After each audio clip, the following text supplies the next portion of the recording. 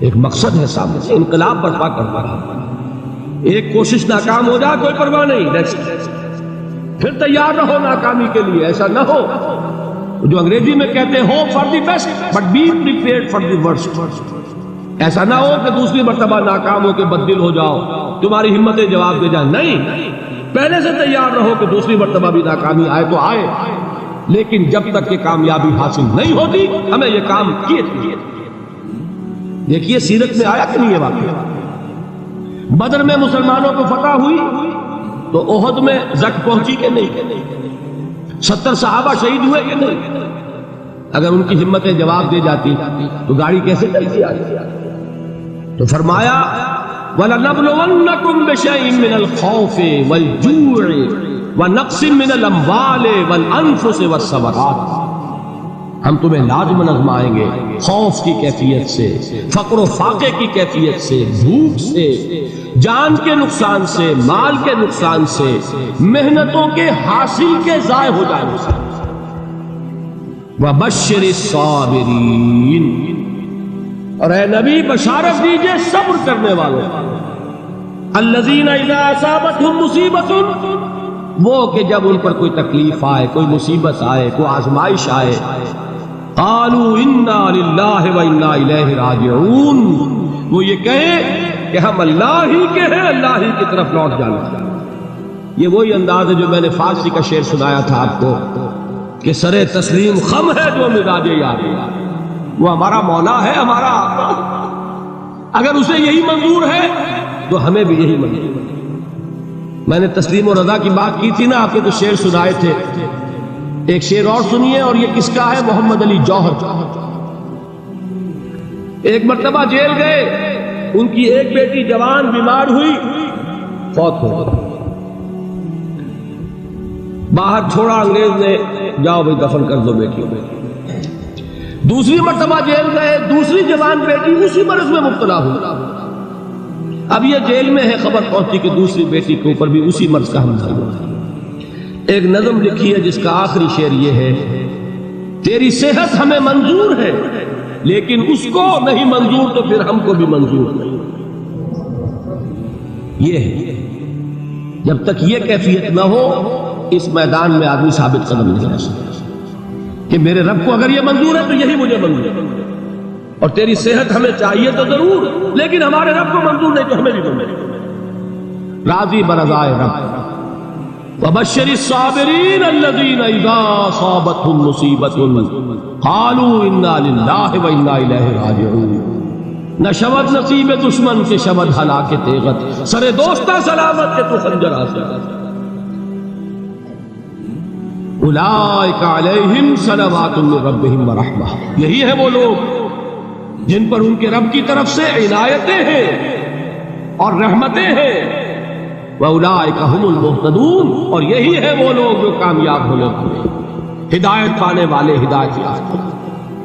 اسی سورہ بقرہ میں ذرا آگے چل کر، یہ تو ہے 20واں رکوع، 19واں رکوع، 21ویں رکوع کی پہلی آیت ہے، لَيْسَ الْبِرَّ أَن تُوَلُّوا وُجُوهَكُمْ قِبَلَ الْمَشْرِقِ وَالْمَغْرِبِ وَلَٰكِنَّ الْبِرَّ مَنْ آمَنَ بِاللَّهِ وَالْيَوْمِ الْآخِرِ وَالْمَلَائِكَةِ وَالْكِتَابِ وَالنَّبِيِّينَ وَآتَى المال على حبه ذوي القربى واليتامى والمساكين وابن السبيل والسائلين وفي الرقاب وأقام الصلاة وآتى الزكاة والموفون بعهدهم إذا عاهدوا والصابرين في البأساء والضراء وحين البأس۔ اب یہ آیت جو ہے سورۃ العصر میں جو مضامین آئے تھے سارے اس میں موجود ہیں۔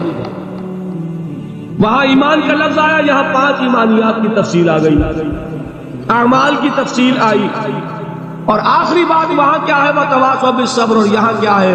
وَالصَّابِرِينَ فِي الْبَأْسَاءِ وَالضَّرَّاءِ وَحِينَ الْبَأْسِ، اور صبر کرنے والے، اصل نیکی ان کی ہے جو صبر کرے، کس میں؟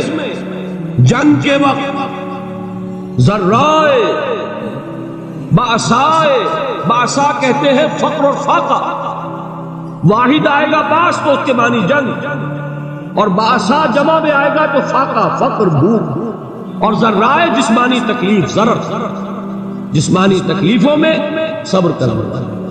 فقر اور فاقے میں صبر کرنے والے، اور جنگ کے وقت صبر کرنے والے، اولئک الذین صدقوا واولئک هم المتقون، یہ ہیں وہ لوگ جو صبر کرنے والے ہیں، یہ ہیں جو سچے ہیں، جو اپنے دعوے میں نیکی کے اور ایمان کے ثابت ہیں، اور یہی وہ لوگ ہیں جو متقی ہیں۔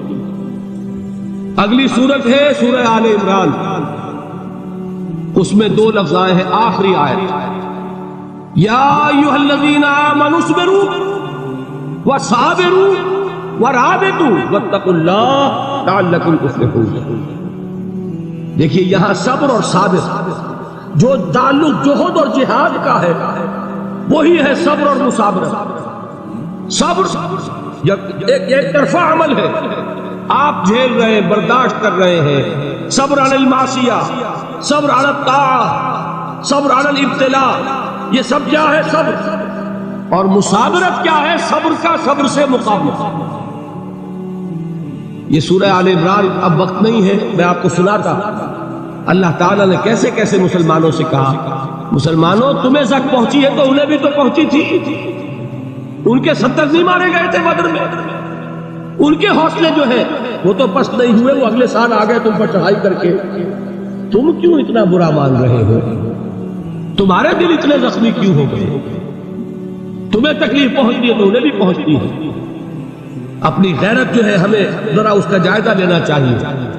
لوگ باطل نظریات کے لیے کتنی قربانیاں دے رہے ہیں، لوگ باطل چیزوں کے فروغ کے لیے کتنی محنتیں کر رہے ہیں۔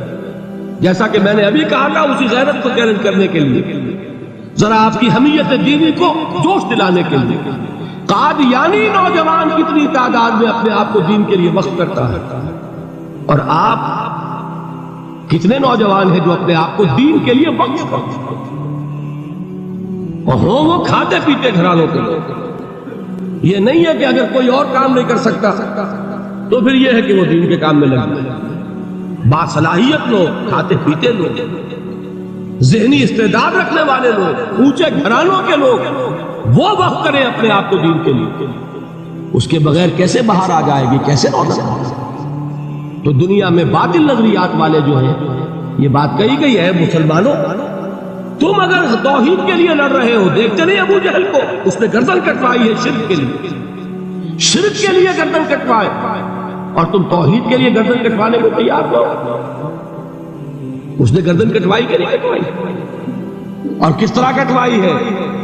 کیونکہ بڑا متکبر قسم کا، فرعون قسم کا شخص تھا، جب گردن کاٹنے لگے تو کہتا ہے ذرا نیچے سے کاٹنا، تاکہ جب تم نیزے کے اوپر چڑھاؤ میرے سر کو تو اونچا نظر آئے، معلوم ہو سردار کا سر۔ وہ بدبخت مرتے ہوئے بھی جو اس کی کیفیت تھی نا، اس کو ذہن میں رکھا۔ تو یہ اس لوگوں نے قربانیاں دی، جانے دی، تو فرمایا اگر تم ان سے زیادہ قربانی نہیں دو گے، جو نوٹ کر لیجیے، مجرد اگر حق کو غالب کرنا اللہ کے ذمے ہو تو آنے واحد میں غالب کر دے گا، تمہیں تکلیف ہی دینے کی ضرورت نہیں۔ سمجھ رہے؟ کیا اللہ کے مقابلے میں کوئی باطل کی طاقت ٹھہر سکتی ہے؟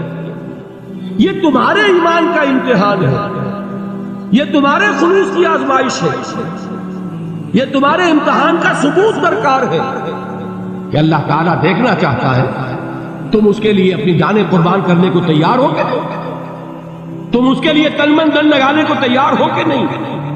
اور یہ جان لو کہ اگر کفار اور مشرکین اور ملحدین اور باطل نظریات والے وہ جو کچھ قربانیاں اپنے باطل نظریات کے لیے دے رہے ہیں، ان سے زیادہ اگر تم نہیں دو گے تو حق غالب نہیں ہوگا۔